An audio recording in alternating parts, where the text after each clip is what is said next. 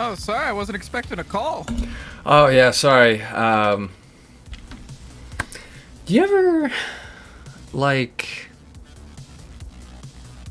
go without talking to people for like a whole day, and then it's just like the normal things that you're supposed to say in conversation, kind of you forget those things? You forget how to interact like a human? Yeah, like pretty much. Yeah, I've done that. I've had one of those days. I So see. the normal like, oh hey mouse, wait, was it? Can we like do a voice call thing? Didn't happen because I don't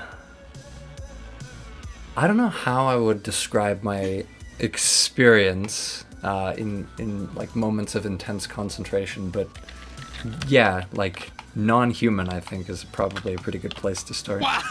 Okay, that just makes it sound bad. I don't know, like I don't. You know how some people like always kind of talk to themselves? They have like an internal monologue. Yeah, maybe. Yeah, maybe there's like not. a there's I don't know. always I'm a, not one of them. there's a conversation Maybe. always going on like in people's heads, right? Yeah, Like if no, I I get that all the Yeah. time. Honestly, I'm not gonna lie. yeah, like but if I'm like alone in the quiet for long enough, that stops. And so it takes a little bit of me just being like, oh, okay, conversation is a thing. All right, okay, what do I say? How do I say it? I'm actually the opposite. The quieter it is in the room, the more I talk to myself in my head. I do that. I will do that sometimes. Sometimes I don't though. Sometimes. It just Yeah. depends on the day. Yeah, pretty much. Oh, Cool Death. Cool Death's playing Deep Rock. Cool Deep Death Rock is a man of Galactic. culture. I actually haven't played that. Really? It's good. You'd like it. Here, let me go look. I think I've heard it.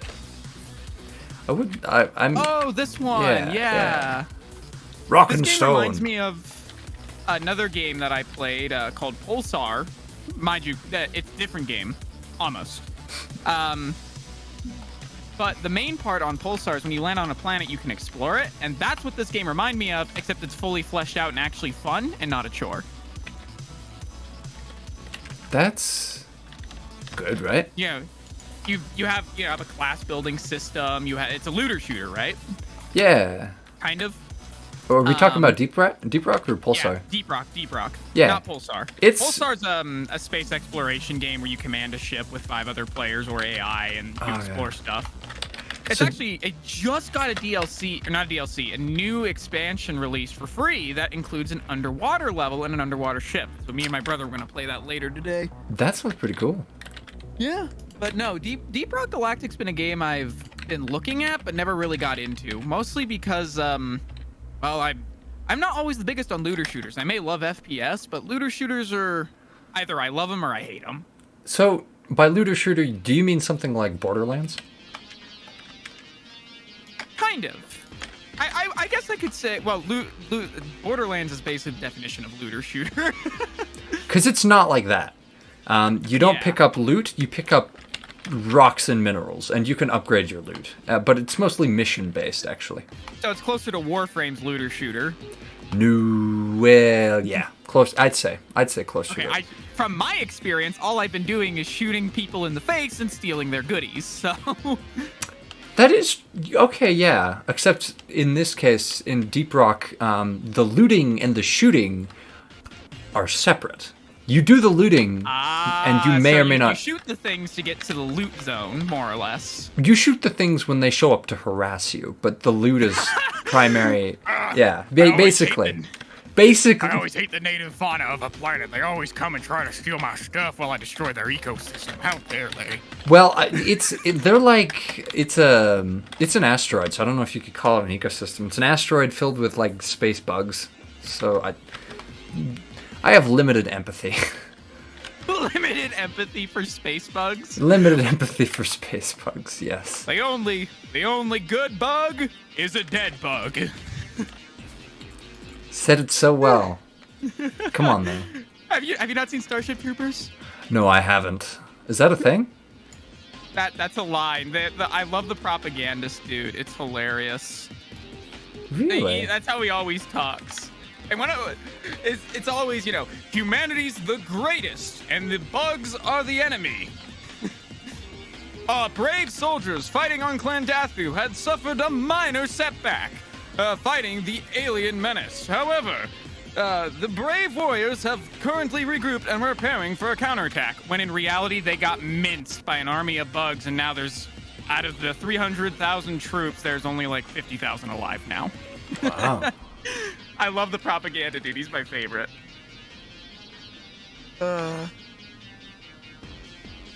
That's all I can think of when you say I'd have little sympathy for space bugs. I should watch Starship Troopers. I've heard that before. Is it any good? It's pretty decent. I would say. It depends. If you've read the book first, right, you may not like the movie, or vice versa. I won't read the book. Movies are well, the book is good, but that's the problem. Is it takes much less time to watch a movie than it does to read a book. Yeah. To answer what you said, Dropkick, you said something about the metal panel on the door extending into the door and not just floating out. What do you mean, like it should be up here? This should be the metal panel? Oh, the metal panel on the side of the door, I think, is what he's talking about. Oh, the one that's screwed into the door. Oh, it should extend into the door. I think that's the one he's talking about. Okay, this is the one, right?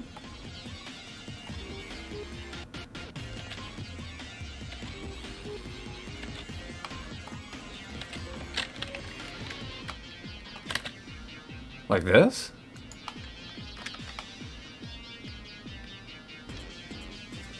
I think I got that right.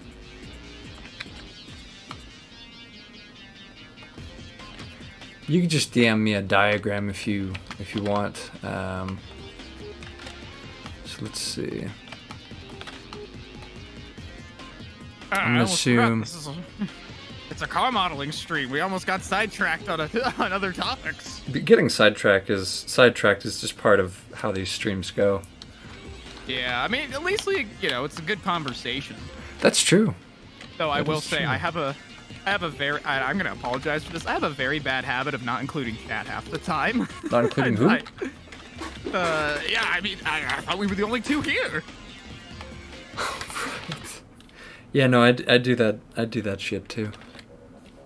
Well, it's just not because I don't know what it is, but whenever I start talking with you, just about any general conversation, I just kind of get into it, and I kind of forget that there's other things going on.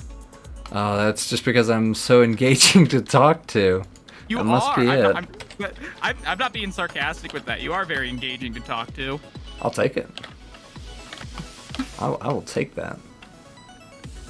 Yeah, like I've said, I always get a big smile on my face whenever I get invited on to co-commentate with you. Ah! I know I'm gonna get all sappy on ya. Don't say that. You're making it again. I always get a big smile whenever I co-commentate with you. Cut it out. Quit it. That's anyway, very, very sweet of you to say. But I do mean it. That's not me being sarcastic. Mouse, you're adorable. I am small and adorable, and I'm in your wall currently. I'll make you a heart-shaped postcard out of the drywall. Let you out of your wall tonight. In my wall where you belong. Yes, I belong in your wall, just hiding and creeping around. Yes, as it should be. Yes, you too, DK. I love chatting with you as well. I can't leave you out. Okay, so I'm not gonna do... This does bring a smile to my face. It always brings a smile to my face. Always. So, I'm gonna replace this little funnel part thing. Xano. Oh, Xano! We love to be irritated with you. You and your constant bevel jokes. It wouldn't be the same. No, it really wouldn't. The bevel joke. You stopped doing the bevel jokes, though, my man. It just gets a little bit alive, a little bit less alive when the bevel jokes stop. Yes, exactly. Never stop being you, Xano. Never stop. Being you is what makes you special. Makes all of us special. Be our own individuals. Never That's what stop sets being us you. apart. Being you is what makes you you. Wow, that makes it so bad. Does it? I mean, is it untrue? I mean, it depends on how you interpret it, I guess. No, never retire from beveling. Beveling is your life's work. Don't you must stop bevel believing, until Xano. the day you die. And whenever you get buried, here lies the beveler. He even beveled his own coffin. My God, this guy's good. That is your calling in life. It's the coffin. That's a bit too big. Let's try 0.1. There we go. That's much better. He's gonna make us. We're gonna live to regret saying this to Xano. Probably, but I probably won't regret it as much as others. Mostly because I find his antics very funny. True, true. Just follow the rules of shitposting. You'll be all right, Xano. As long as you do it in, well, I say moderation. Within the rules, it is fine. As long as you do it like a moderator. Like a moderator? That's the real question. When does Xano get mod status? Don't talk about that. All right, so is this like gonna merge at the center here? Let's see. Let me go find his reference sheet. Maybe I can discern something from it. I've got it saved somewhere. I like keeping an eye on these. I popped the old Roadbuster images into the group chat with Kenobi and Axel and everyone else. Oh, or did I?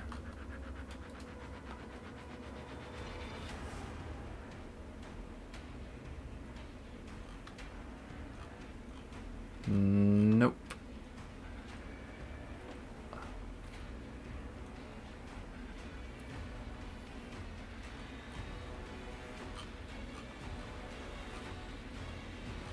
It's more supposed to function as the side grip vent, says DK. Side grip vent? Yeah, kind of similar to how the grip vents work in Distance, I assume.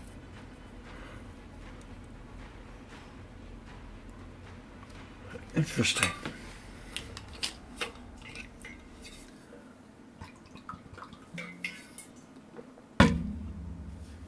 Oh boy, Xano sent me something. Uh-oh. Sauce. I've got to find it. What did you send me? Oh no! A bevel trap card!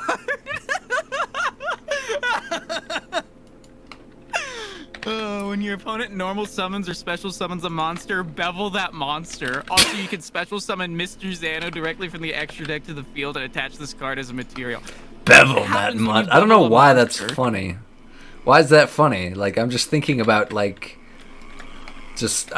I'm just picturing, like, some sort of an anime Yu-Gi-Oh! Battle. Where like one person like slowly turns that card over and then the monster's face just goes pale, like no, not the bevel. That's what I imagine. It's even better because the picture on the card is what happens when you bevel something in Blender and it decides to turn into a Lovecraftian monster. I don't know, I think sea urchins probably. I mean, it's a little bit. You ever seen a sea urchin? I have. They're actually quite cute in my opinion. I don't know if I'd call that cute. They're spiky and small. Yeah. I like small things. They're small and adorable. Yeah. Sea urchins. They got beveled by evolution. that is something I didn't think I would hear. Am I wrong though? Come on. This looks like you took some recognizable like fish or like starfish or something, and then you beveled the shit out of it. Oh come on! Don't make fun of Xano's spirit animal. That would be Xano's spirit animal, wouldn't it? Yes, it would. It is the bevel animal. It is the bevel animal. So, is this about right? Is it like extending from the front and the back? Like, what's the animal? Is a cat? That was a cat before it got beveled. It was a cat before it got beveled. That's right. That's funny. So judging by the picture here, it definitely... Oh, you got it brought up on stream too, yeah. It looks just like if it were to be a side exhaust mount, except it's linked to the grip/boost. Okay. Okay. All right. I'll check my DMs, Zano. Ooh. It's your own card.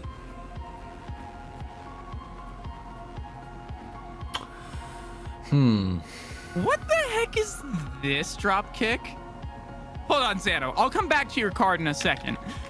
DK just sent me what looks like a centipede/caterpillar that was beveled and that's gonna crawl inside my brain and lay eggs. Yo, DK posting cringe. The kind of cringe that'll kill me. That's the most cringe of all. As in, I'm just gonna die. Death cringe. Cambrian period animals be... Yeah, they do be. Cambrian? My god. Do you know about the Cambrian drift in Warframe Mouse?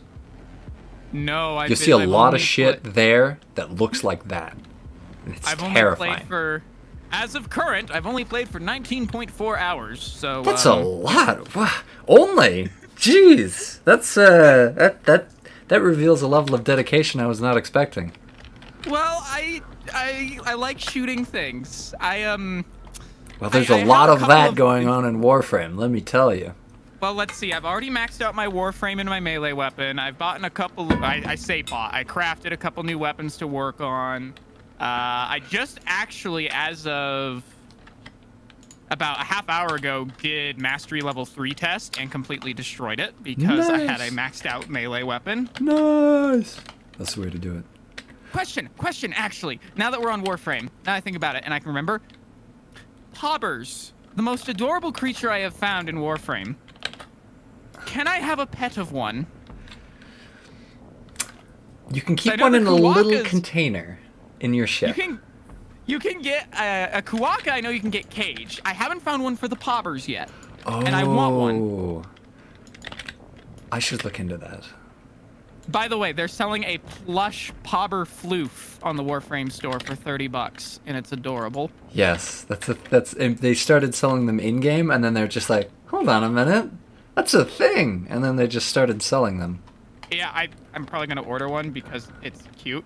Okay, I also have kind of bias towards the Pobber too because it's inspired by the Jerboa, which we talked about last stream, and I absolutely love those. I can see it. I was looking back through the messages, and I saw that as well. Yes. So I want one on my ship that stares at me, unblinking and undying. Never dying. I have also become a floof collection addict, and I am now buying as many of the Pobber floofs as I can from the businessman, as they call him, or Biz. Ah, the business. Oh, you're on Fortuna. That's where the game really picks up. Yeah, I was told.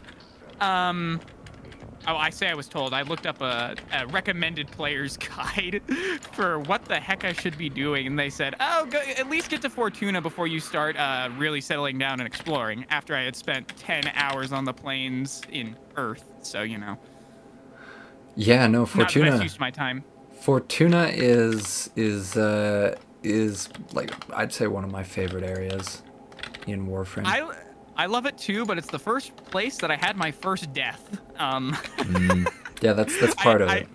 I had played for 14 hours at that point, and I hadn't died once. And I got, I guess it would technically be shock stacked into oblivion. Really?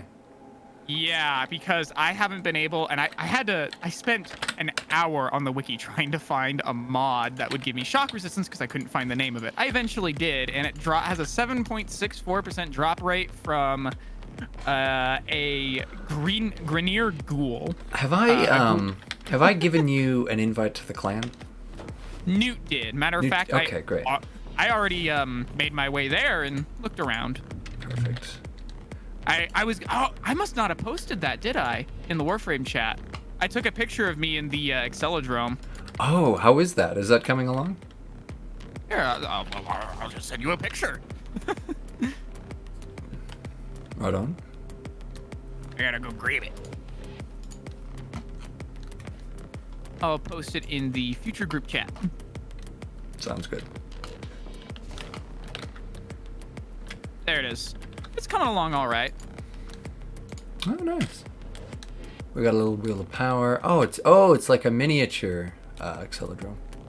Yeah, well, actually, it's not. It's a lot bigger. I just climbed up to the control room on the top. Okay, I see it. I wall climbed to get up. There's no way to get up there normally, so I spent a good 15 minutes trying to get up there, but I did. Got it. Cool. So this thing is actually really big. Oh, nice.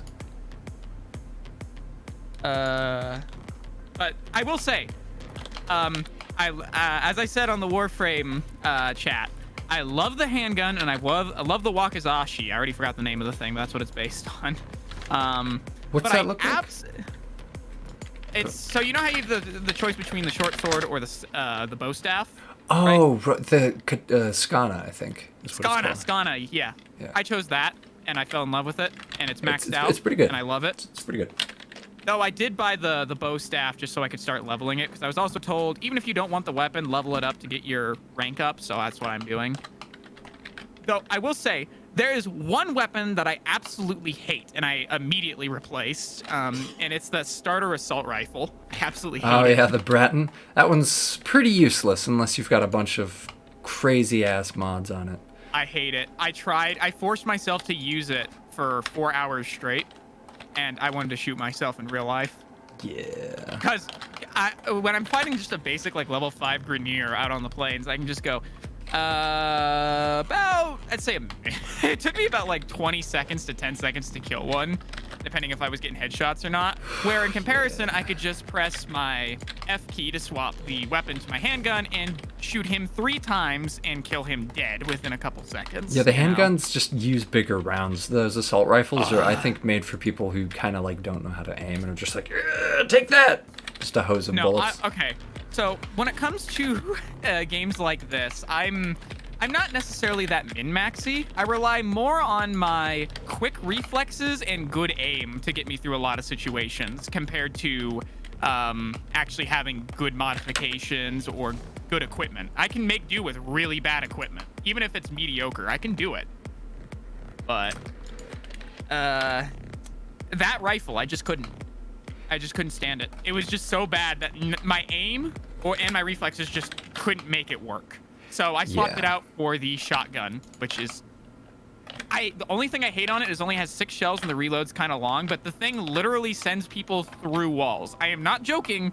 It sends them through walls. Oh, it's that one. Oh, well, congratulations. I imagine you're very happy. Well, I mean, I think it's more of a bug that the bodies just fly through the wall, but you know. Not necessarily. There's a weapon called the Boltor, which basically fires... Oh, yeah. I got the crafting recipe for that for completing Earth and going to Venus, so I went ahead and made that. I actually didn't like it that much, other than it hit hard. It's funny when you hit people and they, like, literally fly with the bullets. Yes. So... the only time I found that thing worthwhile was at point blank range because of how inaccurate it was. But I did like it when I was up close. But it was another weapon that I needed to modify in order to really make work. And like I think it's called the Stern. It's one of the shotguns. Strun. Yep. Yeah. I have that. And at the same range, I can just do 4 times the damage in literally a fraction of the time. Minus the reload. The reload gets me killed. Because there's only 6 shots.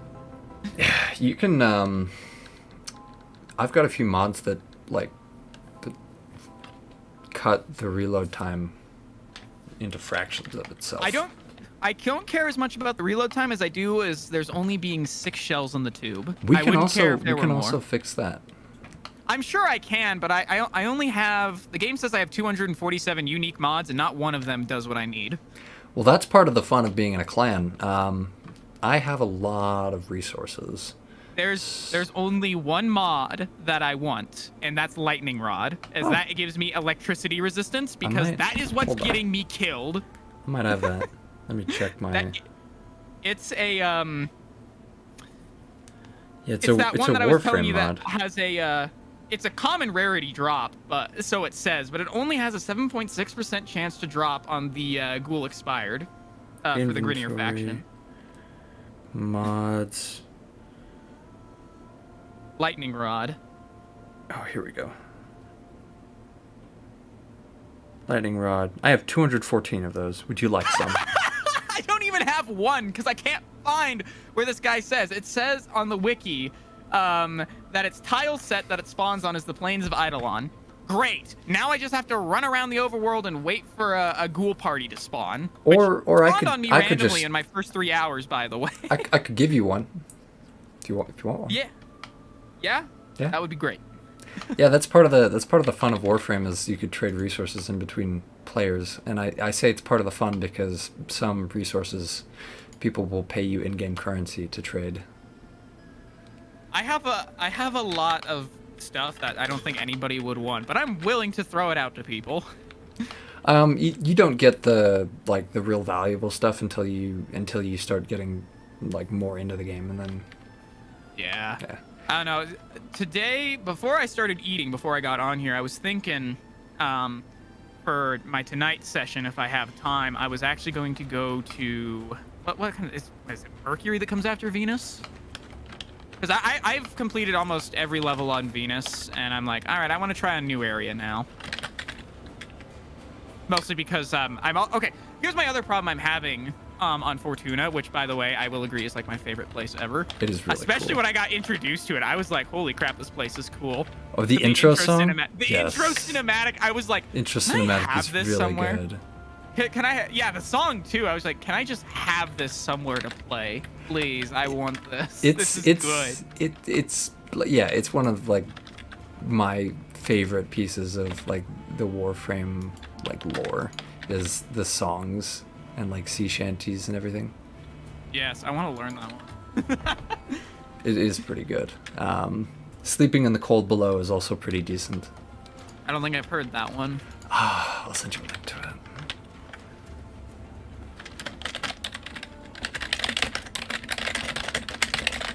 That's when you start getting into like Arcwing. Here we go. Have it on both sides when it. DK's saying that the metal plate needs to be on both sides of the car. Huh? For the door. Or is it only supposed to be on one side? When it should only be on one. Oh, that's just only because it's on one mirrored. Side. Ah, that makes sense. That makes sense. I'm sorry, DK. I misread that. Yes, so all we gotta do is pop this out and then remove the mirror. Problem solved.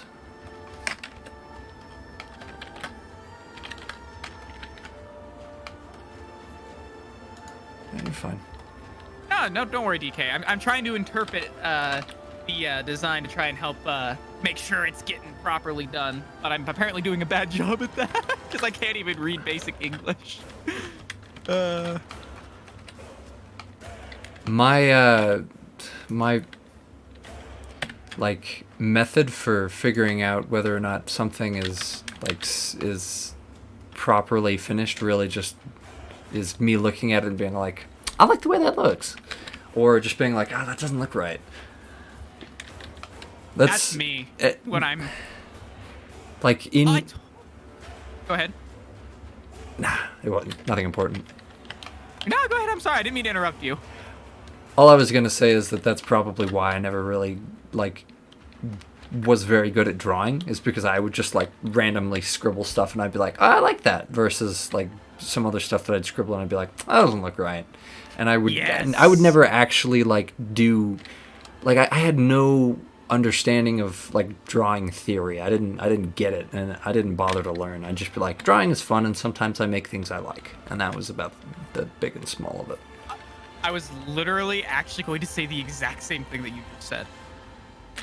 Whenever I start drawing, I just go until it's like, I know what I want, and this looks about right. But this also looks really cool. And then I have like 2 or 3 versions being developed simultaneously. That's one difference that I have. I did that. I actually was doing that with Prismatic because I'm finishing the other angles for the car. Though Kenobi's pretty much already got it mostly modeled. The last part that I was working on, and what I was going to use with this example, was the underside of the car, as I haven't decided fully how I want it to be laid out or colored. Though I've got that now, but back then I didn't. So I had 4 different versions of the underside of the car that I was experimenting with, because I'm like, oh, this looks cool, but ooh, what if I do it this way and swap this part around, right? Which one was that again? Prismatic. Oh, The one that one turned out really nice, I think. Yeah, well, actually, hold on. I can give you a progress update because all the 5 main angles are done. I'm just having fun drawing the 3D version now. I need more practice doing that. Sweet, yeah. I'd love to see.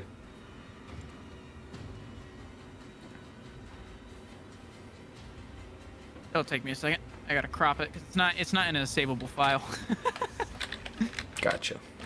Or a file that I can share via image, I should say. It's in its Oh, Word yeah, it's file like right now. it's like in a vector format. Yes. Where are Which these? isn't great. Where? Oh. Okay. Yeah, those go on the little metal plates on the sides of the jet turbines. Okay. If the vinyl detail part is to be accurate there. I do that. Which is a good place for them, in my opinion. Yeah, no, that makes sense. And the rest of it is unmarked, but recolorable, I assume. That would be up to DK. I can't answer that one. I'm gonna make it recolorable. I'm gonna do it. You're gonna make it recolorable. Make it recolorable. I'm gonna do it. Do it before he says anything. Yeah.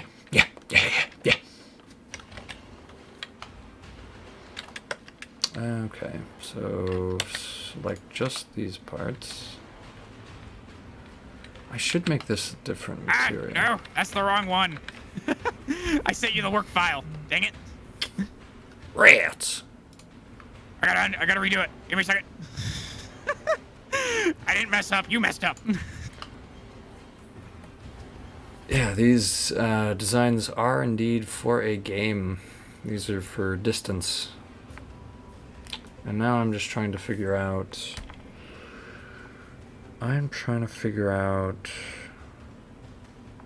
how I want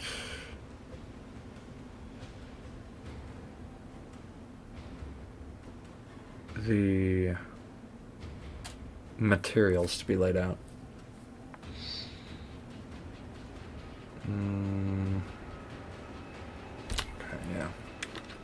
I should separate this to a separate mesh.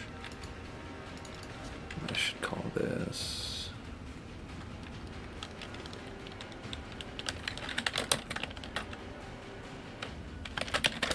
decals mesh.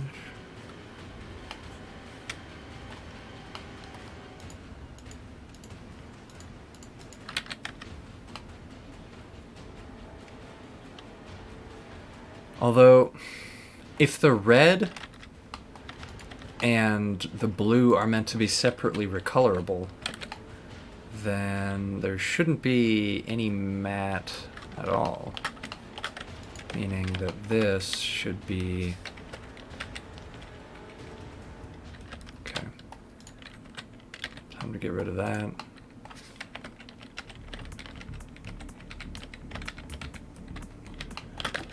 And then...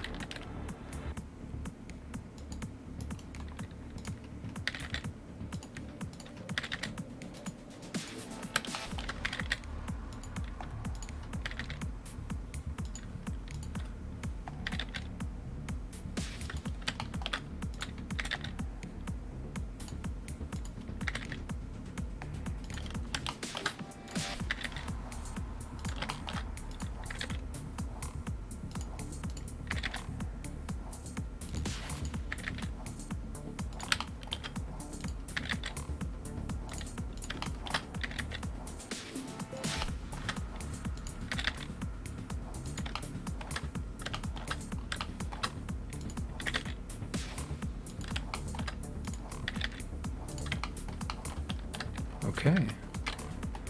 And then, here's what I'm going to do. Go ahead and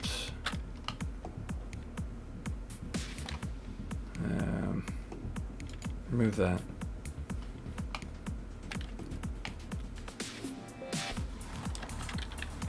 And then I'm going to go ahead and select this. So, lettering, color. And then we're going to have new material place, secondary color. Main color is going to be a RGB. It's just going to be blue. That's not exactly the right color, but that'll do. That's like a cyan blue kind of. It is. It is more of a cyan blue. I'm guessing that's just placeholder for right now. Yeah. Kind of looks like the blue on my car. You got a very pretty looking car. It is. It is a very pretty car. Thank you. Yeah. Wow. This is like I've seen this color on a few other cars, and it is quite splendid. Well, I should say it's only on the accent colors. The main car is white. Well, still, that's a good color combo.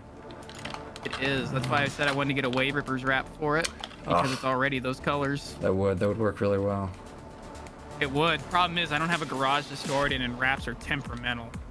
Oh, that's rough. Yeah. You could just spray paint some stuff.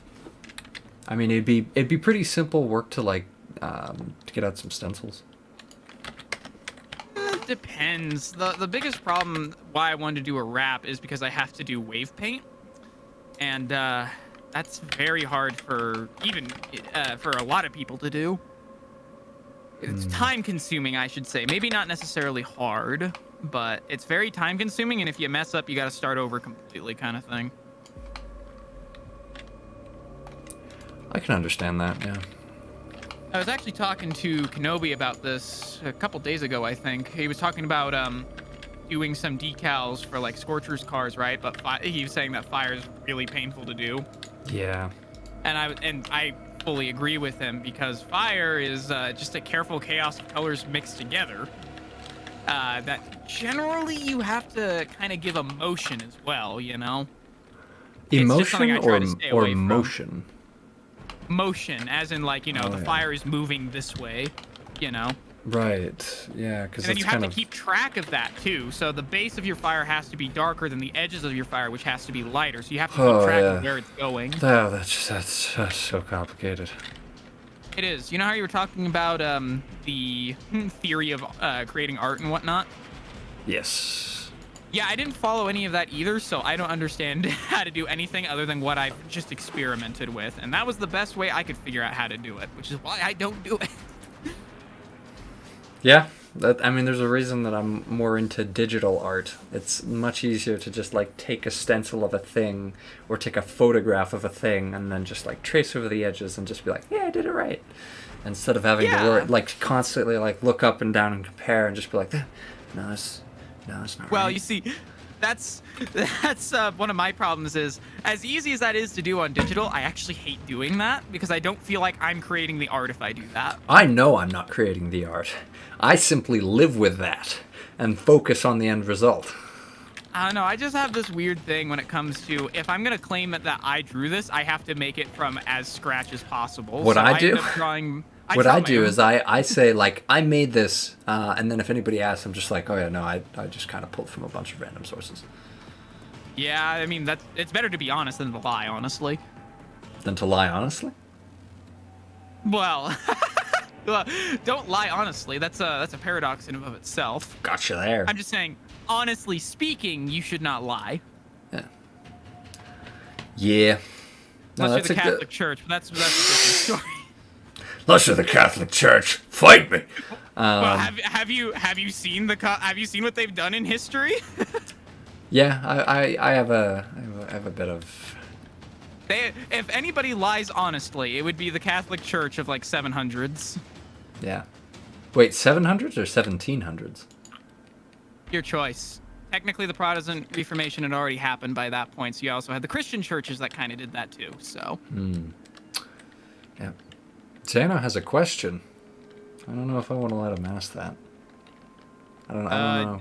Should we bar him from asking questions? He might turn this conversation into a different direction. He might ask about beveling. Yes, that's what I'm afraid of. Because beveling is too strong to control. And OnlyFans of my beard? That Not is a if, good but question. when. This When? is an alright beard. I got a friend who I think is like genetically similar to me because his beard is very like of similar consistency, and there's not a lot of people like that in this area.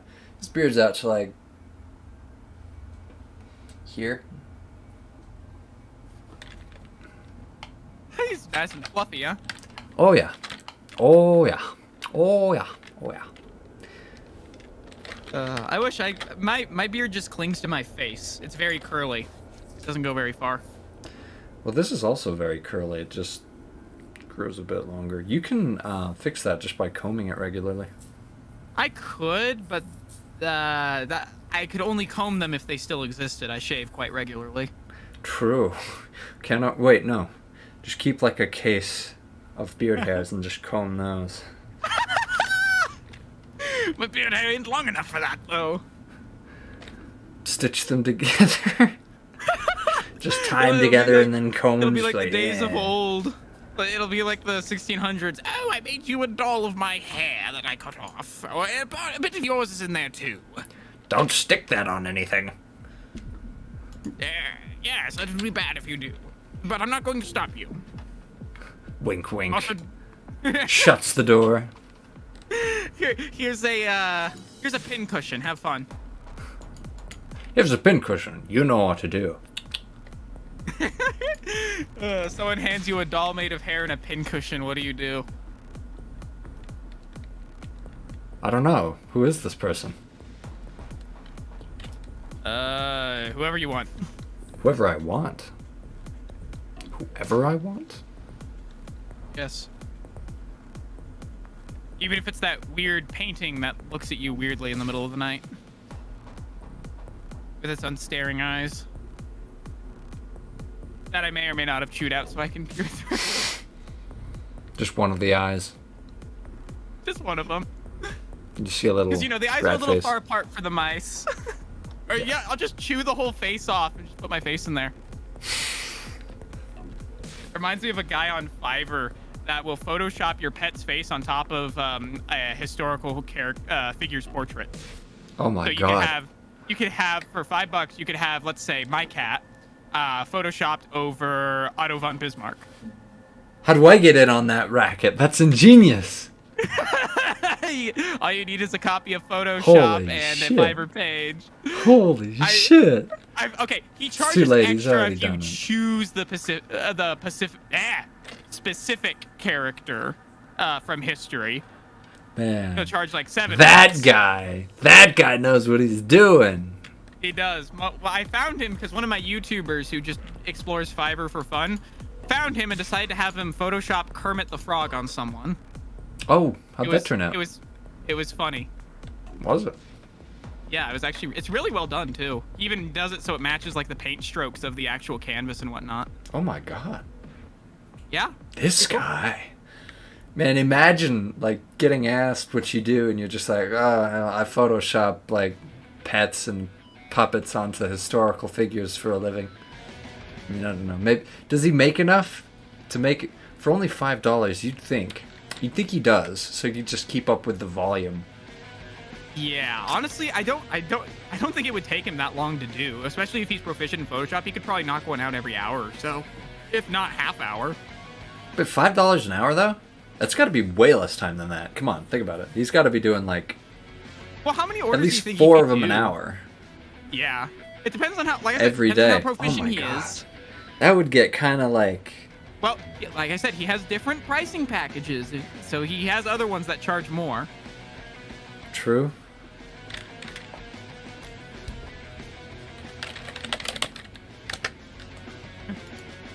I don't know. I don't know why I just thought of that, dude.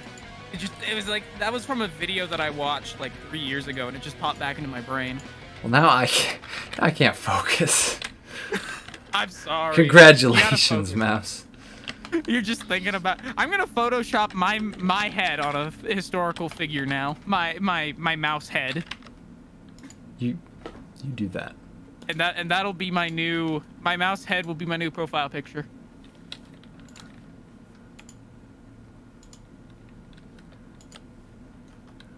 DK's sad because his beard refuses to grow on him no matter what he does.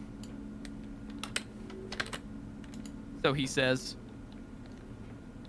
So you know what that means, Omega. You've got to cut off some of your beard hair and ship it to him so he can super glue it to his face. I want some beard. Wait, it didn't start really growing until I got older. So I feel like some of it's just age related. Oh, yo. It also started coming in a little bit better when I started like lifting weights, and I think part of that has to do with like metabolism and hormone levels. Yes, I've heard a lot of people actually say that.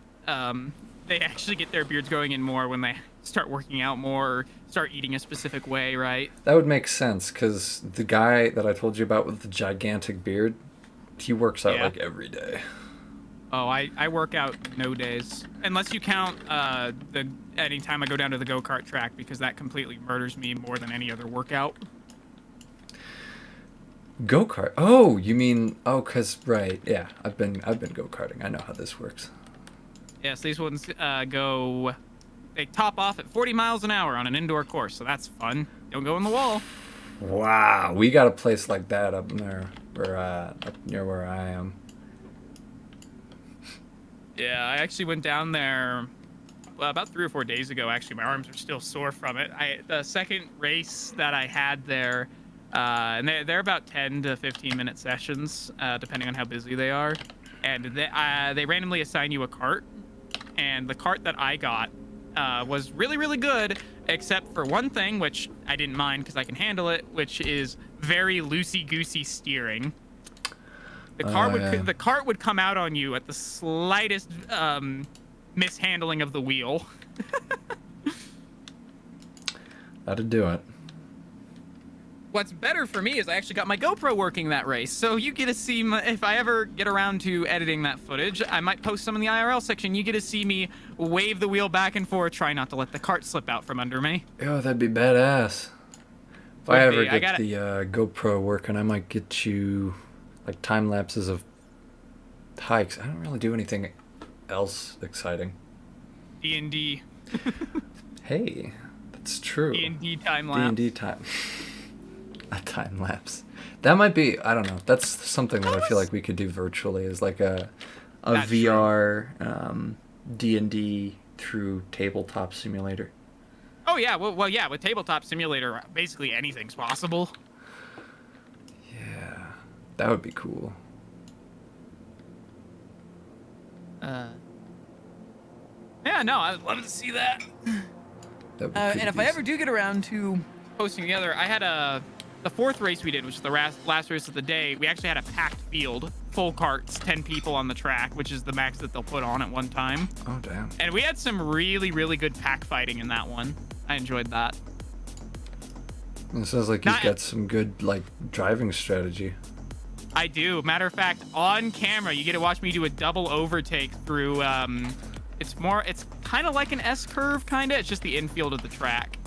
I pull off a double overtake and gain 2 spots. Not that spots really matter in a time trial, but 2 spots. Come on, though, it's move. sick. I was very happy. It's pretty sick, though. What's funny was I was so happy with myself on the stretch coming back to the start finish line to start the next lap. My GoPro actually heard me go, "Oh yeah, nailed that!" I was loud enough for my GoPro to pick me up through my helmet over the go-kart. God, that's fantastic. Yeah. I felt like a boss, though. Ugh, you just gotta take that audio clip and like slip it into the fog realm. Funnily enough, that kind of audio clip was what I used when I did my audition tape. What? That Hot Shot Racer stuff. Yeah, I posted it way back in the day. No, yeah, that's what it sounded familiar. I was just like, oh, that's just like the voice lines. And I was just like, if you put that in there, That's like an extra like layer of realism.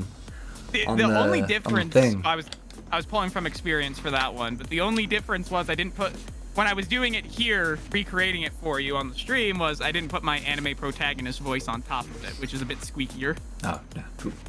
That's why it didn't sound like the audition tape. But yes, that's the kind of mentality I used for the driver. Cause I'm like, what kind of? Because I was going for Pete Karras, or Karras, probably is how it's pronounced properly. Originally from Highway 35. And he was a hotshot indie racer, was his backstory. So said the Highway 35 tapes. So that's kind of what I went with, was, you know, hotshot racer, you know, basically get out of his way. Yeah, why don't I just do it? Make way, Trackstar coming on through, which was actually one of the ones I used for that take. Man, you just got that shit on tap, bro. I do. That's because it's one of the voices I do pretty regularly. I use that hotshot Trackstar voice satirically quite a bit, so I can just kind of go into that pretty easy. Ah, yes. I don't know. Plus, he's loud and energetic, which combines with my normal personality, which makes it even easier. That would make sense.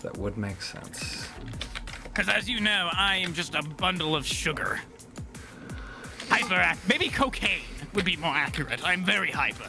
I bounce off the walls. It's the ADHD. I can't help it. My mental instabilities as well. I'm very familiar with that. I bounce back and forth. Sometimes I am kind of like in my own head a little bit, and I will be paying zero attention to the conversations people will be having. So there will be like a couple people talking about some real shit, and I'll just be like making like random ass just like word association kind of. You kind of just fill in the blanks. You listen to every other fifth word in the sentence, you just fill in the blank. Yeah, I'll like make puns that have absolutely nothing to do with the conversation at all. I've done that. And then not actually know what's being talked about. I'll hear the words, but not the conversation tone. Sunship Studio showed up. Zeno puns. Hey, how's it going? Zeno has another we did question. The thing again. Very well, Zeno. Chat. Very well, yeah. No, Z-Storm showed up a while ago, and I was just like, oh, I should probably say something. But then I just kept talking. There's only 2 people watching our stream. I think we drove them all away. Yes. I'm sorry. You shouldn't have me on anymore. I am a detriment to the show. I'm sorry. Nah. I thought being witty and quirky would pull in the views, but I was wrong. It just drove them away. They wanted calm, collected, 1-hour modeling sessions of a singular wheel. They didn't want to listen to the funny mouse man. Wheel modeling sessions. Yeah, you not remember that for the Metalizer? Yeah, I remember that wheel came out that. good though. Came out good. You put the time in, you know. No, I just couldn't think properly. I feel that. That's why it's been so slow for me to actually finish Prismatic. Technically, all 5 angles are done, so I don't need to do more. But at this point, I'm like, I got 3D to work with now. I got to practice, so I'm doing that. It's just that some days I just cannot draw for the life of me because I've just got like, it's kind of like a writer's block, I guess, would be the best way to put it. Makes sense. You have to be like in that headspace where you can kind of make a thing and then just be like, this is right, and then move forward. And the biggest thing is, yeah. I'm trying to take your advice when it comes to doing stuff in moderation, because what I used to do for these Acceleron cars is I would sit down and do like 8 to 12 hour sessions a day, sometimes back to back, just to get these drawn, right? Yeah. But now I'm trying to do the thing that you said that you do, where you just say, okay, I'm doing 2-3 hours at this time on this day, and that's all I'm going to be able to do for that time, right? Once that time's up, put it down and, you know, take a break so you don't get burnout. Yeah. That is really hard for me to do, honestly. It's when I get into I guess into the zone, I guess it's very hard for me to want to stop because it's hard for me to get into it in the first place. Yeah. And if I stop, like, let's say I do 3 hours, generally from 12 to 3. That's generally the time I like doing it because that's when my brain works the best for this. Yeah. And once I actually get stuff done, like towards the end, I'm in the zone, I'm getting stuff done, it's going well, and then your 3 hours are up, you got to put your pen down and put it away, and then I'm just like, yeah, but if I just push for an extra hour, I could get this detail done, and then that just domino effects into 8 hours later. So actually putting it down and walking away is hard. It's also because oh, come on, just take that extra hour and get it done now so you don't have to do it later, You're being lazy by stopping now. That's the big thing that gets me. I feel like I'm not doing anything. Yeah. I feel like I'm not being productive enough. Yeah. That's exactly like how I used to work until I like kind of had a bunch of other obligations that I straight up could not ignore. And so then it became a question of like, okay, well, obviously I can't kind of waffle back and forth because what was happening was I was doing like as much work as I could in as many empty spaces as I could. And every time like I had a free minute, I felt guilty if I wasn't doing something. Yes. And that ended up being really, it turned into me just like doing things obsessively and just working and then redoing work and then redoing work and then redoing work and not being satisfied with anything that I was doing. Yes. And not actually getting anything done. Like I would set these goals, right? And then I would have these weird intangible like deadlines where I'd just be like, okay, this needs to get done by, X date.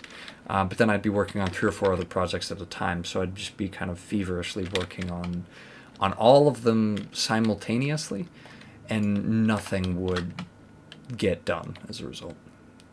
You sound exactly like my workflow, honestly. Yeah. That sounds exactly like me. And I stopped doing that because it made me sad. Yeah. That main reason is why I actually didn't do a couple car designs. Not that I didn't want to. I still got the design files here for the ideas I was going to make them, but I was just so burnt out from doing like 12-hour cram sessions day in, day out to meet my absurd quotas or whatever, because I'm like, I gotta get this done. It's gotta be good. It's gotta be different. I gotta innovate. I gotta push the envelope over and over and over again. And I still haven't let that part go. The constant need to do better than you did before. I feel like that should stay, but that should get put in a box. It should get toned down is the problem. You need to block this, because the issue is with anything that you like end up being really good at is that you enjoy doing it and you want to like dive right into it, but in doing that you end up ruining it for yourself. That's why they say you end up resenting it. Yeah, that's why they say never like get a job. Never turn your hobby into a job, because then this thing that you enjoy spending time doing, suddenly, like, you've got no space from it. I would agree with that, and I feel like that's kind of what I started doing. I even made jokes about this with my family when I started doing a lot of these car designs. I just work for Mattel for free now. I would make it a joke that this is my new job, because that's kind of how I was treating it, Yeah. And I like I said, I've taken a step back from that now. Probably a bit too late than when I should have, but it's definitely working out for me. It's just that constant need to want to improve and be better and do better than the last one that I did is still there, which is what drives me to want to do those cram sessions, because only after spending 10 to 12 hours of nitpicking and worrying over each individual pixel on that screen is in its right place do I feel like I'm actually getting stuff done and I'm improving and I'm doing better, because it didn't take me 9 hours to get this one angle done. It only took me 8.5. I'm faster now, thus I'm getting better, right? So that's kind of how my brain put it. It didn't take into account exactly how long it was, just that it was shorter. Yeah, I feel that. There is a sort of kind of addictive rush to doing work like that, to being able to say that you've improved your workflow, and into experiencing that fulfillment of like, I'm turning into the professional. Like, look at me. Yes. I'm actually doing it. I'm doing the thing.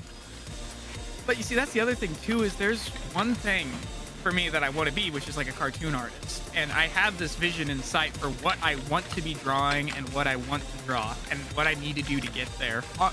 Well, what I need to do to get there is the muddy part. So I'm just trying everything I possibly can to try and improve whatever skills I can. But I have to find a way to combine that into the work I'm currently doing as well, you know? Which also makes the whole time restraint thing hard for, you know, hey, only do 3 hours here and that's it, you know? Because I'm like, if I'm gonna multitask like this, I just need more time. Yeah. I feel like I'm going off on a crazy rant all of a sudden. But I'll summarize it. I have an end goal in sight for what I want to draw and what skills I need to develop to get there, but I don't know how long I need to develop those skills before I can give myself the chance to try it. Well, you know, right now, I'm in the position where I have such a high expectation for myself that I can do nothing but fail at this point, you know? If you're looking to actually like get into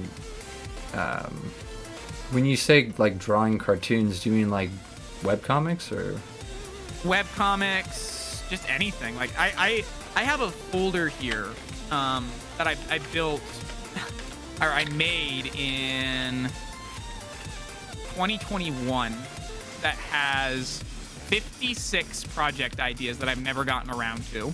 Oh wow. That I'm not capable of drawing. That, at least to what I think I can do, right? Because I want it to look this one way in this one specific way, but I know I can't get it there right now. So those projects have just been shelved for over a year now. You know, like a good 90% of financial success when it comes to anything creative is in marketing.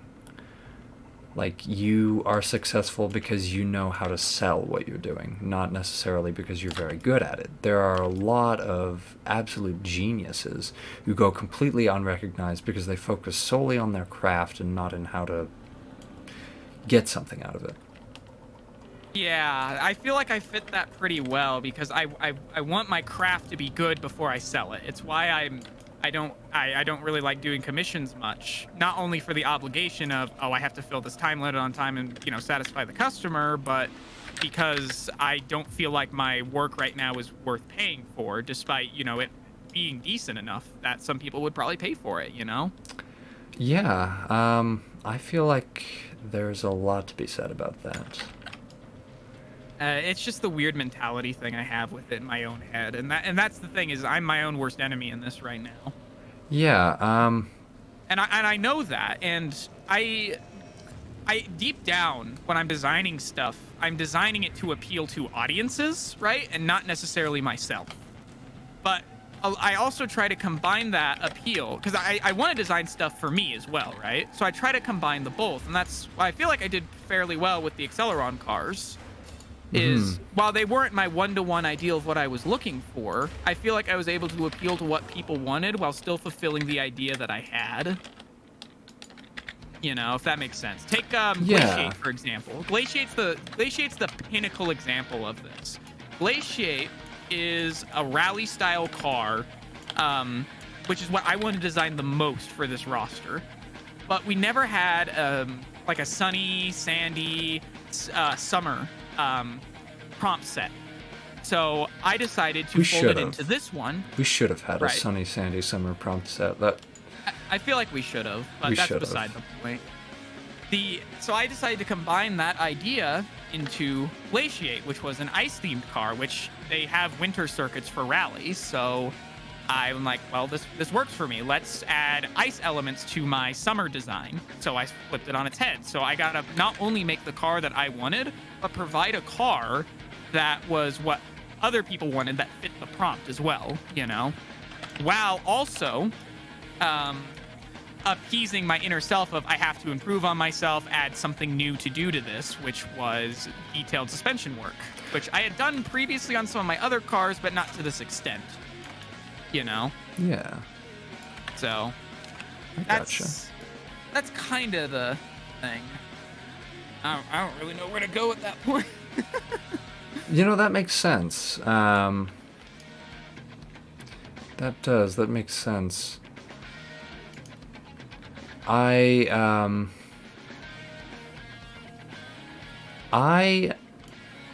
kind of went the complete opposite direction, frankly. It's much more important to me that other people find my work enjoyable than that I enjoy any of what I do. So I mostly just kind of base my efforts on what other people have told me they like, which has worked so far. Yeah. I mean, that's something as an artist, which I would say you definitely qualify as one. You make 3D models, you know? And what are you doing right now? Look at you. You're making new vinyls, which look sick, by the way. We'll see how they turn out. Appeasing, an audience and understanding what they want is, like you said, the other half. There is, as you said, there's the part of you that wants to better your craft, and there's the part that wants to design for others, with what they have. And you gotta at least from the limited experience I have, having a healthy balance of both is kind of what you want. I would say. Yeah, I mean, I definitely... I find that in pursuit of pleasing others, I can find something for myself, usually. Yeah, that's a much better way to put it than I did. But that's one thing as an artist I actually like doing as well, is making other people happy, Expressing, I already have a hard enough time expressing my ideas outside, putting it onto paper, right? But there's also other people who physically can't, And having the ability to express their ideas drawn out, fully illustrated, and making them happy that their ideas are, coming to life is amazing, It's a pretty good feeling. It's... Honestly, I was on the receiving end of this when you first started modeling some of the cars I designed, Because I wanted my cars to be in game. While I could draw them on paper, I wanted to see them, I wanted to interact with them, physically see them, and do something with them. And I had the biggest grin on my face the whole time. All the way back at Validium, that was it was like a dream, but it was real, That's the best way I can put it. That's so cute. I know, we're getting back to the sappy part. But it's true.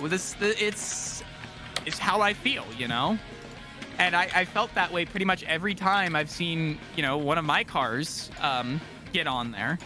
And we get another one of mine on the roster. I'm like, my ideas are coming to life. This is amazing, And then I started feeling guilty because I had won quite a few, and I was like, oh no, now I'm taking this away from other people. And I felt really, really bad. Oh, no. Which is...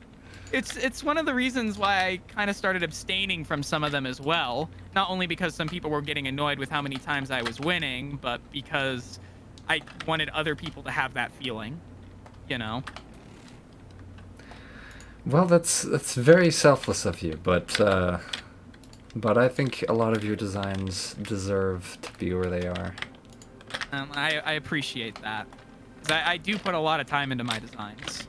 I try to make them fit the themes as, at least from my eyes, the best I can. And a lot of people will say that they're boring and uninspired or more of the same, right? Which I can see where they're coming from, but that also comes from my personal art style, which is to make cars that are more grounded in reality. Cars that you could possibly see driving in real life, which limits them pretty heavily, I try to make fantasy cars, but I still need to abide by mostly real-world physics, So that's why a lot of mine kind of look the same to what either we already have or nothing new or groundbreaking. But that was something I kind of wanted to break the mold with my latest car, and that being prismatic was I saw everybody saying, hey, it's just more of the same. We need something different. So I'm like, fine, here you go. Here's a super boxy concept car that I never got to draw earlier with a bunch of lights and rainbows, which when I sent to DK for the collab, he actually upped the rainbows like 200%, which I think was the right call. Nice. Damn. DK did a great job with that. Alright, so now all I gotta do is the hood. Or the roof. I'm sorry, I just noticed in chat, DK's been trying to talk to me. Yeah, he's been trying to say something this whole time. Well, he sent me a message earlier saying, I don't know how I feel about the Acceleron logo on the hood, but I like it on the doors. I'm assuming that's referring to what we're doing here and how we're changing around the... Oh wait. No! The hood! You messed it up! Don't break it! I agree. I prefer the hood pattern that we got going on here and then having the Acceleron logo on the side. I do think that does look better. Yeah. I feel like that is... I feel like that's better too. Yeah, we got to get back to making this about DK's car design and not about my existential crisis as an artist. Well, really, the two, how... You can't really separate the two. I don't know. It's kind of... You're right. It is kind of hard to separate them. It's... I feel bad about talking about it, though, because, you know, it's not my car, right? I didn't design this car. I shouldn't be talking about myself about it. This is DK's car. We got to talk about DK and his car and what he was doing for it. You know, the story behind the design, where it came from, all the inspiration, you know? All the cool little tidbits that you don't actually get to see that's put into art when they're making it, you know? That's why I like Joy of Level Editing, actually. That'll be a good segue. Why I like Joy of Level Editing so much is you get to see the behind the scenes about how people go about developing levels and the mindset behind it, and you get to see the story behind the creation as it's being made or remade or updated, you know? That's why I love it so much. Yeah, that'll be fun to get back into that. Your designs are amazing, Xano. Don't let anyone tell you otherwise. I'm not going to ignore that comment there. Your designs are always awesome, Xano. Adamaster deserved better. It did deserve better. I probably should have put more time into that. I was gonna actually, but after that got submitted, I was thinking about actually making an updated version with my art style, with Xano's permission, of course, of just all the details on it, so it'd be easier to model because it only had one angle, and I actually kind of liked the big bulky design that he had for it. And I could see a couple ideas coming from it too. So I honestly did think about drawing it, but then I got really busy with work at that time, and I just never had time to do it. Yeah, I mean, who knows? After a while of joy of level editing, it might be nice to go back to modeling streams.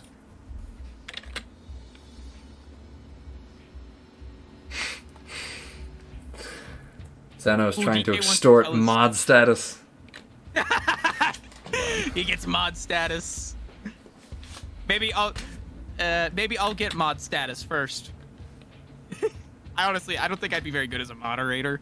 I don't have as much of a community presence here. I'm not gonna say polarizing. I'm mixed. You either like me or you don't like me. Yeah, I'm enjoying most of the moderation for the server being like functional. However, I will definitely be a commissar if you need it, or that is in my name. I am a great commissar. That's true. That's true. I am the commissar. The best in commissar. Will very strongly consider this. Oh, well, look, Xano just said that he knows that 2 + 2 is 5. You've got to give him mod status now. Your hands are tied. Oh shit, he said the line. He knows the line. Who told Xano? Well, I didn't even know it was, but 2 + 2 is 5. I'm mod now. All right, you guys. Sorry, my hands are tied. I resolve myself of responsibility for any abuses of power they decide they want to partake in. We're gonna turn this into a communist dictatorship. But then that comes with the political game of who becomes the supreme Soviet leader of the server. It's me. Who becomes the? I guess we can come up with our own name. Who needs to be premier? Who needs to be the premier of Soviet Union? I will be premier of Omega Super Secret Discord. I don't have my Soviet anthem on my hot bar anymore, so I can't just start playing that. I mean, all I gotta do is click and drag it, and then it'll be on the button. I'm just kind of. You could have had it. I could have. My comedic timing's not too good today. Yeah, neither's mine. Feeling a bit drained. Ooh, he's sending some design references for our current car that we're modeling, Roadbuster. Ooh. Oh yeah, no, he sent That's these before. Cool. Yeah. Oh yeah, he sent these to me in a DM, I think. Basically, I wanted to embrace the idea of this car basically exploding off of the track, and as such, I use a lot of exposed engine photos to basically make the idea of this car using jets to its full advantage. I'm reading from the quote he's sending. Yeah, no. Maybe I should do Man. it in a British voice. No, you should try and imitate DK's voice. I don't know if I can do that. Yeah, his voice it's too good for me to do. I can't do it. It's I feel like you can figure it out. You just need to concentrate on it a little bit. Man, some of these Yes, of course. There we go. Man, that was perfect. I know, it's almost like I had it on a recording. Yeah, or something like that. Yeah. Yes, Definitely. How are you doing I that? agree, Jake. How did DK get in here? Actually, How did you get in? Be me Hold at this on, point. DK. I don't see you in the man. DK's hacking. I don't see him in the Hey, Discord DK. chat. How's he getting in there? Yeah, I don't see him in here. What are you doing, my man? He's being Where are you? He's being hella sus. Yeah, you're being sus. Are you gonna? Next thing we know, he's gonna open up his own space station and start murdering anything. Isn't that right, DK? yes, of course. I wouldn't have Oh, dear admitted Lord, to that's that. gonna be interesting. Yeah, I wouldn't have admitted to that if I were you, DK. That's the only 3 voice clips I have of him. You gotta get more. Those are the only ones I can find without a lot of music behind him. I might just one of these days I might just pull him into the chat and just have him record a bunch of predetermined lines. No, just do a voice chat and don't tell him you're recording it and record the whole thing. Well, I could do that. I could, but I would rather get it just straight to the sampler. Because that way I have very little I have to do when I'm, getting it working for the XLR. 'Cause I don't have a lot of. I only have a little bit of audio editing software, mostly Audacity. I mean, what else do you really need? That's true. I'm sorry. You see, DK. I am winning the political war inside the new communist nation that is building. I must ruin your pull your reputation through the mud and expose it for who you truly are, in order to ensure that the population of the server is protected from tyrannical rule. Spitting straight facts.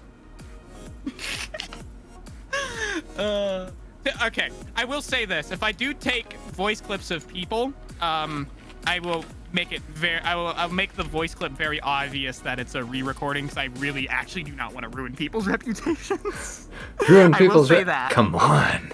You don't ever do a bit of trolling? There's trolling, and then there's harming an individual's reputation. There's trolling, and then there's trolling. One is bad. One is frowned upon by society. One is frowned upon by society. The other is applauded by society, aka the internet. Yeah. One of these days, I'll actually be good enough just to be able to use my soundboard, just to have an entire conversation with somebody and they won't even know. I'll just re-record a bunch of yes, no, absolutely, you know, and just have a conversation. Just have one conversation and then remix it later on. That's gotta be like. That's gotta be like a niche where you like. Where you like take interviews. Oh no, it is. That's not deep fakes. That's like, oh my god, you could do that. You could do that. Hold on, guys. I just had a brain blast. You could like take an interview with like Obama, and you could like, because there's very little background noise. You could just like take a few voice clips and then structure like a fake interview. Put some fucking like clickbait title on that shit, where it's just like, I interviewed Obama about acceleracers or whatever. They actually did this with George Lucas reviewing episode 8 of Star Wars when it came out. What? It was confirmed to be a deep fake, though. They even got somebody that was close to him on screen and then CGI'd him to actually just look like him. They went full in. It was crazy. I think it's still up on YouTube now I think about it. That's high effort. Yeah, no, it was a real thing somebody did. That's the only reason I brought that up, because I thought about that when I was thinking, oh yeah, I could just string voice clips together. Wait, they did that. I mean, I don't know. I don't actually have a lot of voice clips from other people, just meme stuff, you know, like your favorite. That you always like me to break out every now and then. The one? Do it. Say the line. Make me say the line. Well, then hell shit. Yeah. There you go. Thank you. That's the only voice clip I actually have of you in my repository here. That's the only one that you need to have. Yeah, I've got a lot from some from games. I've like ripped them out of games. What? Oh. Yeah, I've got game like, files. Yeah, so one of the, you know, I was telling you Ready or Not, gotcha. Right? Just has a bunch of .wobs. Well, another game I have, Door Kickers, is the same thing. It just uses .wobs for its sound. So .wob for the units. So I have all of them just in a list here. Looks clear. Yo, could you imagine just getting on a voice call with just nothing but like pre-recorded lines for your voice? That's what I was saying earlier before we went into the whole deepfake argument. I just pre-record a bunch of yes, no, and I just do an entire stream like that. That would be pretty funny. That'd be pretty funny. Affirmative. I guess I've got German. I don't know how this is a really quiet clip. I got no idea how this one will pop up. Love German. German is weird. German is like hearing English, but I don't understand it. Okay, two things I want to say. First, that voice clip I played is the name of a vehicle that Germany made. That's the whole name for it. Second, you're actually not too far off, because Germany is a Germanic language and English is a Germanic language, and they both have similar sentence structure. Similar, not the same, but similar. Huh. So yeah, English is like the bastard child of German and every other language. Well, yeah, the English culture and the English language itself kind of originated from the Norman culture, which they were technically from Sweden, parts of France and Germany as well. How weird. So, despite having when you actually are like going through English classes in like say grade 10, grade 11, you'll see a lot of like French words in the English vocabulary, right? Yeah. On the surface, but the way that we use them is very Germanic, which I find funny. In the sentence structuring. Interesting. Because France is a Romance language, and despite English sharing a lot of similarities to France, it shares more. Its roots are Germanic, so thus it's a Germanic language, which I always find interesting whenever I see stuff on that, and I hear people say, "Oh, English is its own thing." No, it's Germanic. It fits into the 3 main language types of Europe. You know, Cyrillic, Romance, and Germanic. So it's got to fit into one of those. Yeah. All right. I'd always heard it said that like Cyrillic. Are we gonna say something offensive? Was I? Maybe. Maybe.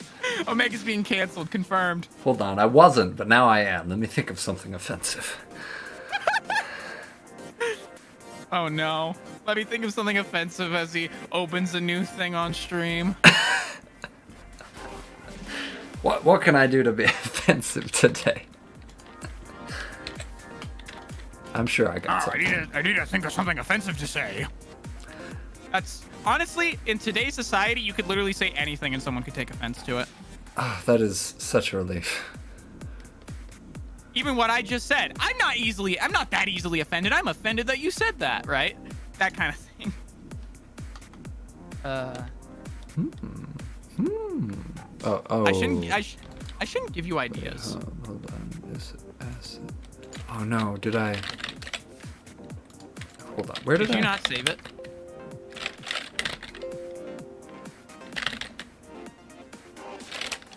Did I not?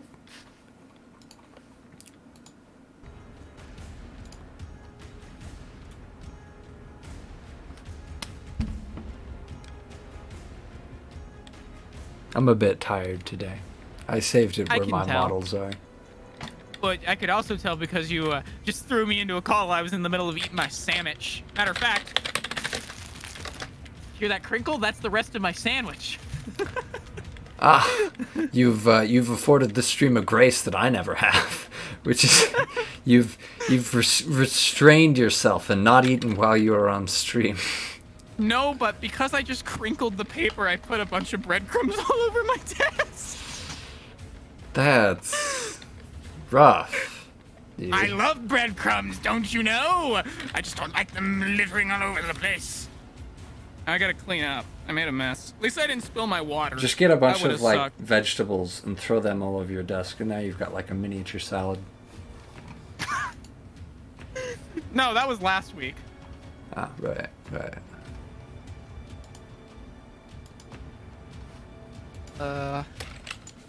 I definitely did not drop my plate on my table at all. No, not at all.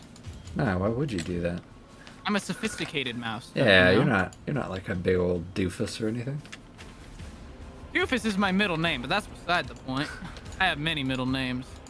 Doofus is my middle name. Of course. It's- Of course, my Germanic ancestors felt quite the fool when they showed up at Ellis Island. Introduced themselves as Mr. and Mrs. Doofus. Island. Well, I can tell you, my ancestors did not come in through America. Well, the ones on my mother's side did not come in through America. They came in through Canada and then snuck in through the border, the northern border. and then- Stuck in through the back door, did they? Yes, they did. But they had to be very Of course. stealthy because this was after the First World War and in the build-up to the Second, and there was a lot of anti-German sentiment going on in the States, so they had to hide their German accents. So they wouldn't get confused for people escaping from the internment camps, blah, blah, blah, blah. You know, normal stuff that families go through. Yep. Totally normal. I mean, it's better than the other half of the family that was put on trial in front of the Fuhrer and then shot by firing squads, so, you know, that's great. True. Compared to that, having to hide the fact that you're German, not that bad. Yeah, well, I mean, it was easier to hide the fact that they were German than that they, you know, provided explosives for a plot against a certain dictator, so, you know. Ah, yes. Much easier. Saying that, though, I would love to reclaim my heritage from that family and claim my title as Vaughn, please. I'd like to be known Vaughn? as Mouse Von Commissar. Oh my god. Have a fucking title? How lit would that be? People It ask would you for be. your title and you're just like, I'm a count. And they're just like, very well.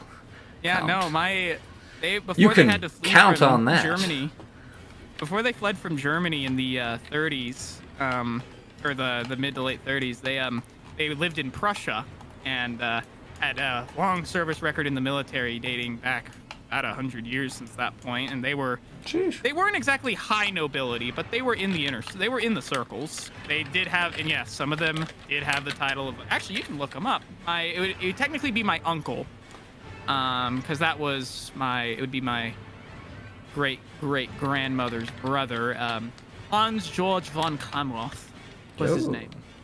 That's wild. And that's who was, put on trial in front of the Fuhrer in 41. Because he stayed in Germany, along with his 2 other brothers. So, they were not happy with the way Germany was going, but they stayed for the sake of their career. Such is life sometimes. Yep, they had to do what they had to do. They proclaimed themselves to be proud Germans up till the end. And as I like to say, you can't be more German than Prussian. That's going to offend a lot of Germans. Oh boy, I just offended everyone. I did it for you. Just getting into German politics, I'm just like, oh yeah, Germany, Prussia, they make chocolate over there, right? Germany doesn't actually control any of Prussia anymore. It's actually under Polish control and Russian control. Huh. That's where Prussia currently is. Oh, because it's in the name. It's just P and then Russia. You see, that's why I don't actually talk about my family that much, because if they hear me say, oh yeah, my family was from Prussia, they're going to think it's Russia. And there's a lot of anti-Russian sentiment going on here where I live. And I don't think it's warranted for a lot of it. We're getting into dangerous territory here. All right, let's talk about politics. Yeah.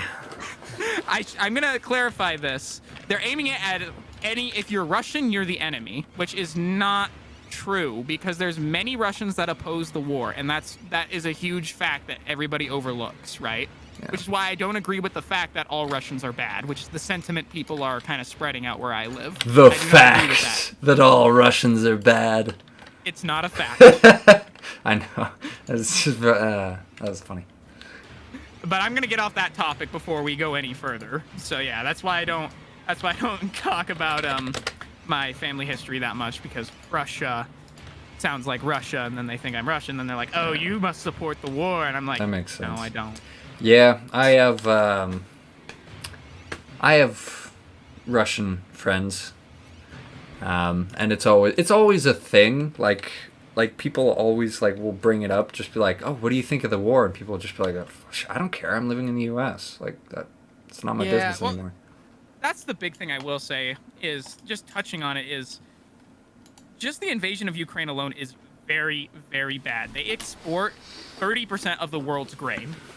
That's huge. Yeah, if you like eating bread, if you like eating bread, that could be a problem for some places, because food is a very careful balance that we've been stretching over and over and over again. It's a limit, I should say, that we've been stretching as our population explodes. Oh yeah. The best way I can put it is, you remember in math class, whenever they'd have you get the calculator out, and then they would have you do 2 times 2, and then just keep pressing equal until as the number climbs bigger and bigger and bigger, it just times 2 the new number over and over again. Yeah, exponents. Yep, that's how humanity grows. That's the best way I can put it. And that number just keeps getting bigger and bigger and bigger and bigger, and the food supply does not do the same thing. Actually, humanity's growth has been plateauing in most developed nations. However, that is still true for developing nations like Africa and India. I guess that is true. Thank you. That's good context to add to that. Yeah.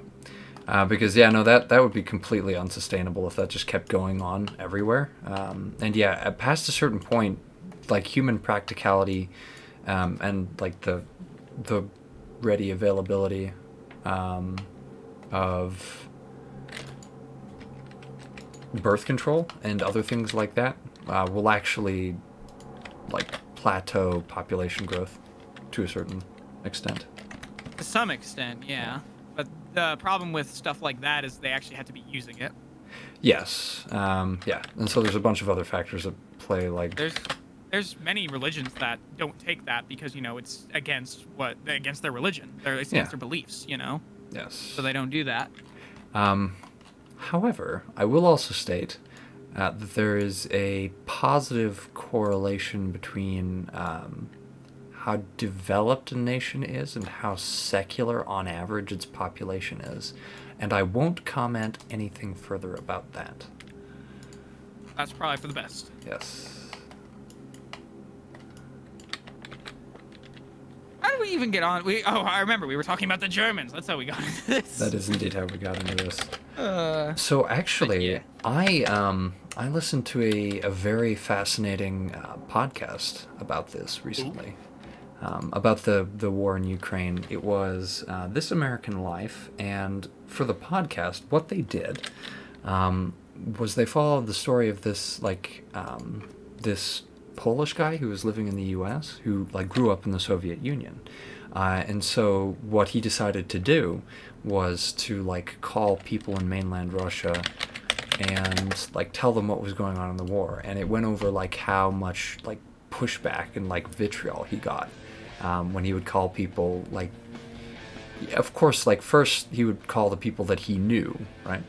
Yeah. And then he would just kind of call random people, cold call them and just be like, hello, this is my name, I'm working with this, whatever. Are you aware of what's going on in Ukraine? And it just went over, some of the things that people would say to him, some of the reactions they'd have. And a few people would just kind of silently, listen to him, talk about it, and then just be like, thank you.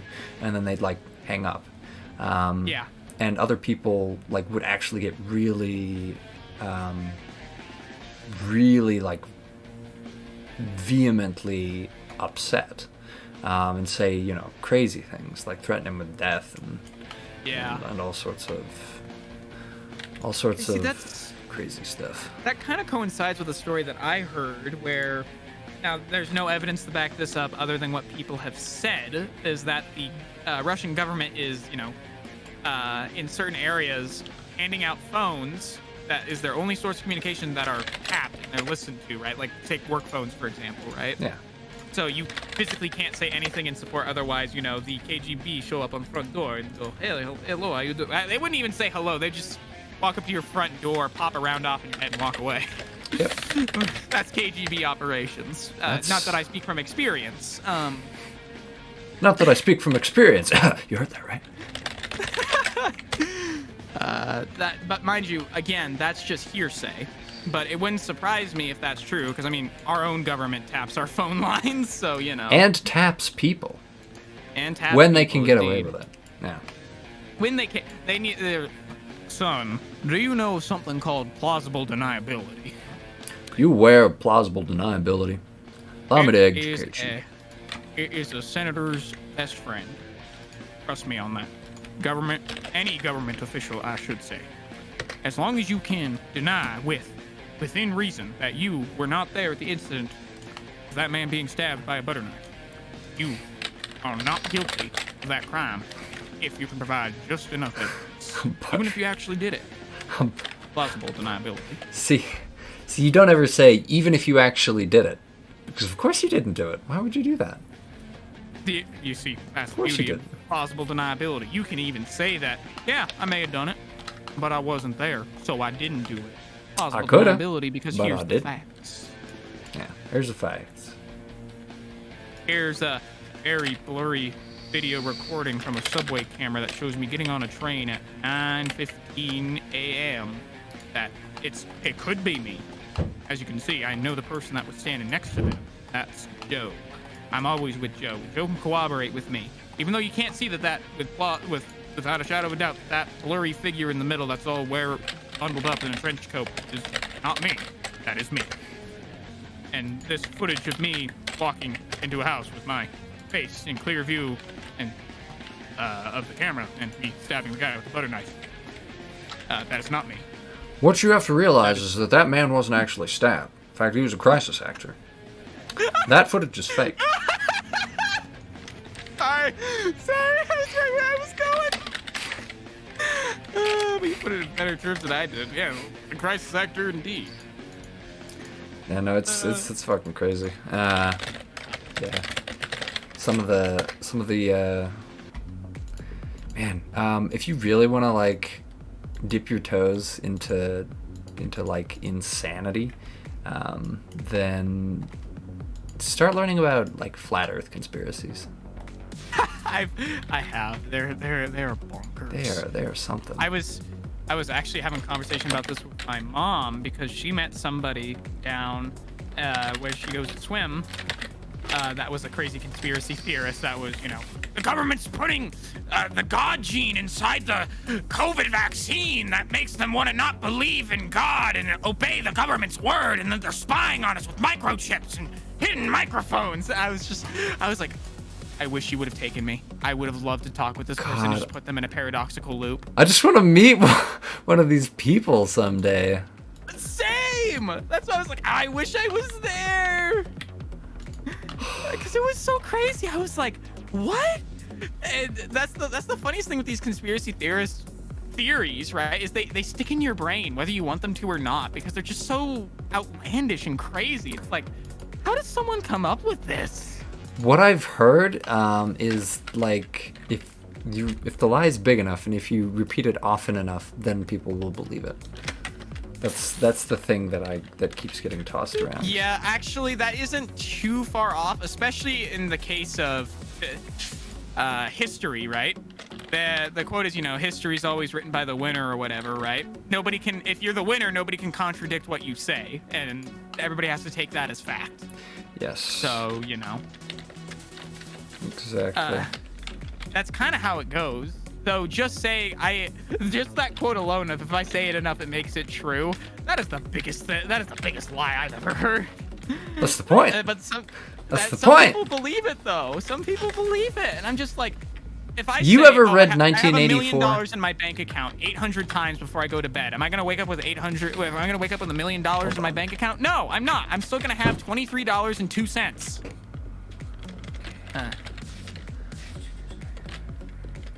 It's not how the world works. Or it reminds me of those stupid TikTok life cheat code videos that got really popular, which are the epitome of why I hate TikTok. Here we go. This has been an idea since the 50s. There's a here we go.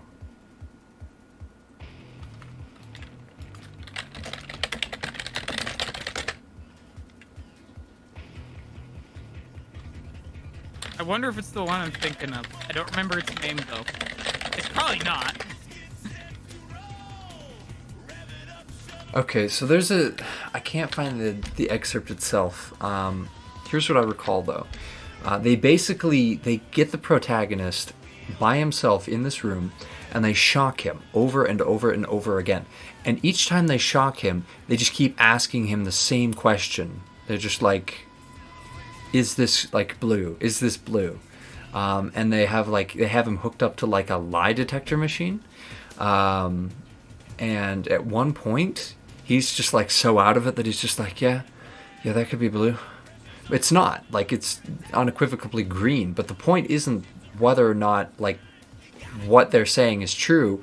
It's an acknowledgement that they hold absolute power, that they can say and do whatever they want and get away with it, that nobody can do anything to stop them. Well, that just, add a little bit of LSD in there. Now it's Project MK Ultra, but that's beside the point.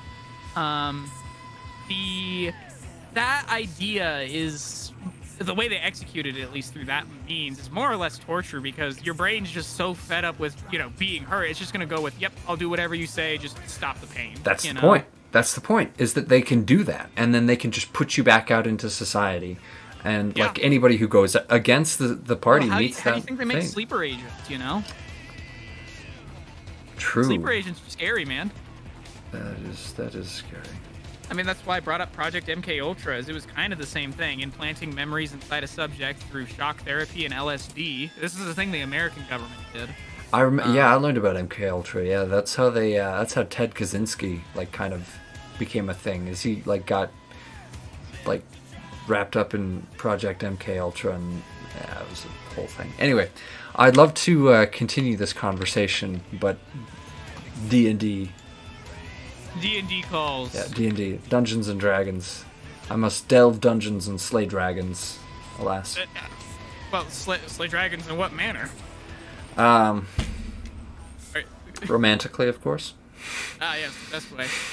Yes, my dragon is a waifu. Yes. Anyway, about your mod status, we'll talk later. Zeno. +2 is 5. Mine too. I'll see everybody next. Well, let me see. Am I gonna be? Let me make sure. I'll see everybody next Saturday. I will indeed see everybody next Saturday. Yay! So, I'll see y'all then.